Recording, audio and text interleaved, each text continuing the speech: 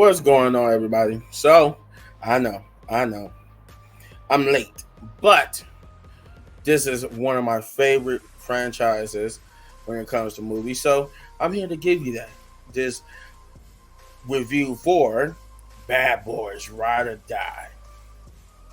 And this was a good movie. This really was. And maybe I'm a little biased, I don't know. But this was pretty good. This was pretty good. Um, this movie takes place 4 years, if I'm not mistaken. Let me look at my notes here. Yep. So this movie takes place 4 years after the events of the previous movie, which is Bad Boys for Life. Um, and this movie it deals with a certain thing that happens in Bad Boys for Life, but it expands upon it in a way where this certain incident that we thought was just a regular incident that just self-contained in the last movie really was a whole big thing that they didn't know about. So um there's what that incident involves Conrad. um I think I'm saying that right? That's the captain's name. uh the yeah Conrad Howard. I think that's his name. Yeah, Conrad Howard. I think that's the.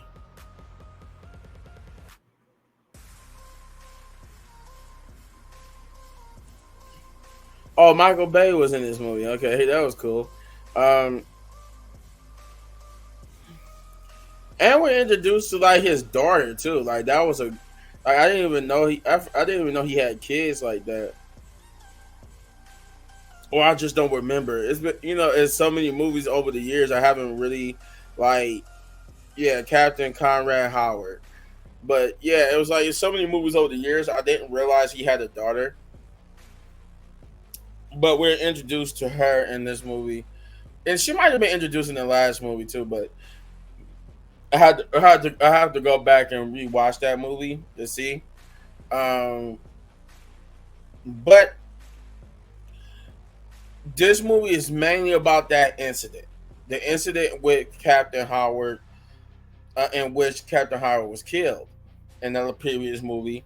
But this movie expands upon it. We find out that certain things were not as it seemed with that movie, and that his death were not as quite on that was not as quite as straightforward as you would thought. Um, there's a wedding in this movie, and a certain thing happens at this movie. I mean, it happened at this movie. It happened at this wedding that sets off the events of the movie. Well, it don't really sets off the events of the movie, but it leads into it because this certain event actually for one of these for one of them actually gives them a clue into what's about to happen, what was coming their way.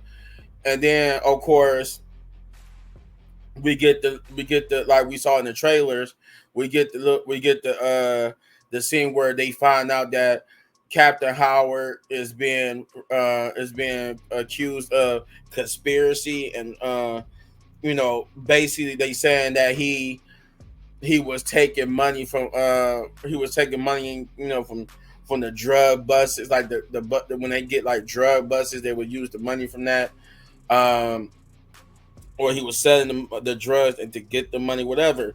Either way, they were saying that he was corrupt, and this leads Marcus and Mike on a adventure or to clear his name. And we find out that that Captain Conrad's daughter is not a big fan of Mike or his son. In fact, there is a scene I guess you could call this a minor scene spoiler, but and the only reason why I say that because I'm saying a line from that scene, in which the line is, she tells him that if she ever were to run into his son on the streets, like if for some weird miracle, if the son was on the streets and she would see him, she put him down. Um, when you see the movie, you'll understand why she said it like that. Um, because there, I guess when it comes to the son, there's a particular reason why she says it like that. When you find out where the son is, um, but yeah, they go on an adventure to clear his name, but in the process, like we saw in the trailers, they get caught up in it too, in a way where now their names uh, are being said, now being are his co-conspirators. Now they saying they too gets framed. Um, I'm trying to see what can I say without really spoiling the movie here. Um, I'm trying to think of another. Oh yeah, a couple. The two of the young whippersnappers that was working with them in the previous movie comes back. Vanessa Hudgens character and the big muscle bound white dude. I can't remember his name. Uh, is this? I wonder is this him? Yeah, his name is Dorn and Kelly, who were played by Vanessa Hudgens. Um, they return. Um, the one woman who played Rita, she returns to. Um, a surprise in this movie. I didn't know who was the dude who played Mr. Fantastic in the Fantastic Four movies. His character in this movie is called Adam. Uh, I didn't know he was going to be in this movie. I don't think he was in the previous movie, was he? No, I don't think.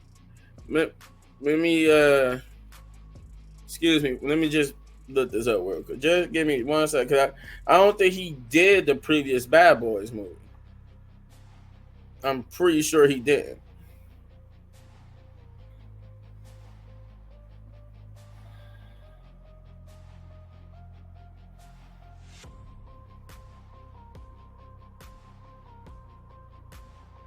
Yeah, I don't. Yeah, no, he didn't do the previous Bad Boys movie. So he's like a new character for Bad Boys. I was about to say, I'm like, was he in the previous one? And I'm like, no, I don't think so. I don't remember seeing him in the previous one. I know Rita was in the previous one, but I didn't see him in the previous one. But yeah, so both the dude who played Mr. Fantastic in the Fantastic Four movies and Rita also have a connection because their position is higher up now than what we previously saw it in the last movie, or at least for Rita. But we are found out that the dude who played Mr. Fantastic, he also owed his high position to Captain Conrad too. But yeah, like we said, people from there was a lot of people from the old movies that returned too. Um, I swear this is my last time doing it because um, the dude John Sally, if y'all remember, who played Fletcher, he returns in this movie, but we found out that he's like retired. He don't necessarily work with the police department anymore. Not in the way he was. Um, but yes, uh, somebody else. I will say this: somebody else from the original movies die. Um, you probably could work that out because I think it was only besides Mike and besides Will Smith and yeah, besides Will Smith and Martin, I think that was the only people. Oh, then you got I guess you could say like the dude who plays Martin's son-in-law. I think he was in there. I didn't like the fact that they replaced Theresa, who played Marcus' wife. I don't. I love Tasha Smith, but that was kind of weird. It was kind of like after 3 movies with Theresa, now we got Tasha Smith, and it just felt out of place. And Tiffany Haddish character, she's also in the movie. She was a good like little addition. And also DJ Khaled, I like his little cameo in here. Um, I'm trying to see, was there any other person? Nope. Yeah, there's only 3 people from the originals. From like the original whatchamacallit movies. Yeah, that comes back. That's Will Smith. Well, you got 4, but one of the people is already dead. Captain Howard.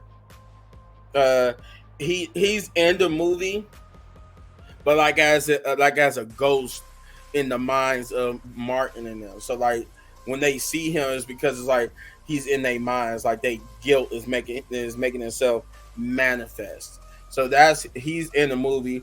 But other than these two, the captain and the hacker dude Fletcher, those are the only 4 people. So one of them is already dead. So that means out of the originals that's left, one of them dies. Um, but yeah, you're told that it was this big old conspiracy that someone's corrupted.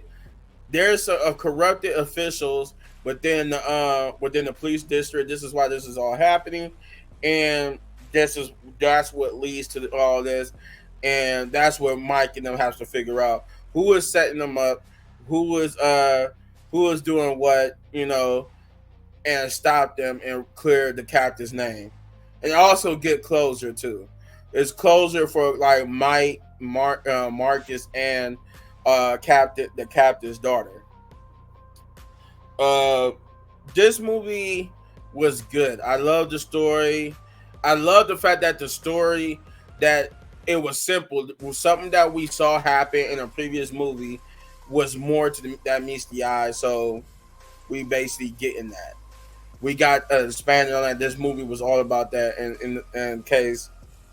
in this case, it was the captain's death. But this movie was good. I enjoyed it. I enjoyed the story, the visuals. It felt very much like a Bad Boys movie. I even like the fact that Michael Bay even shows up. And if you don't know, Michael Bay was like the person who directed the first 2 movies. He he makes appearance. He make an appearance in this movie. Uh,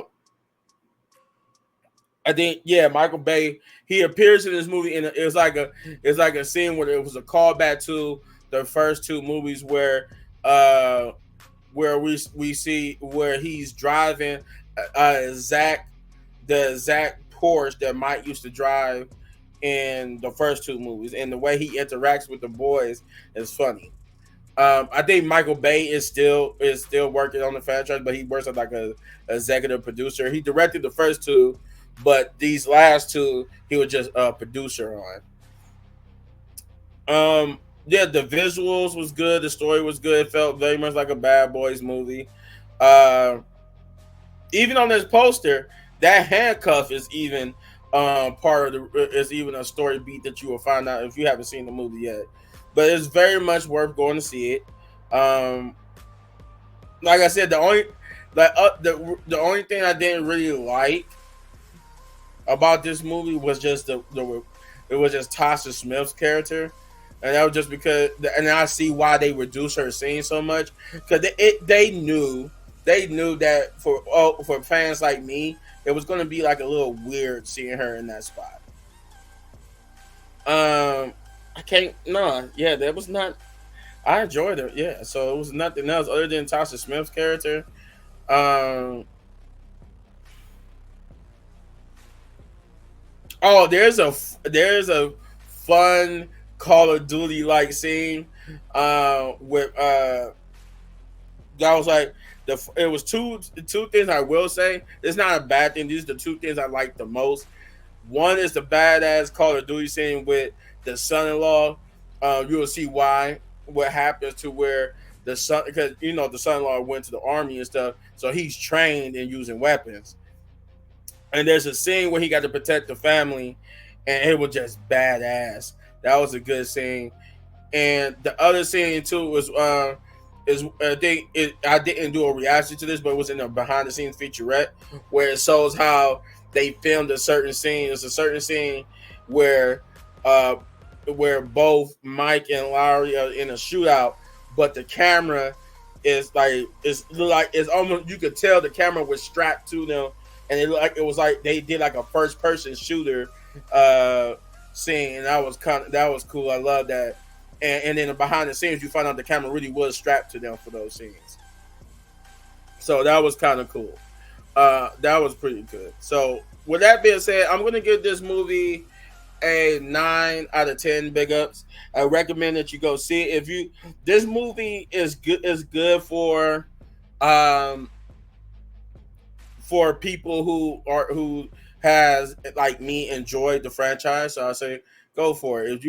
If you love part one, part two, or you like me and you love it so much that you got part one, part two, and three part of your collection, then you would definitely enjoy this movie.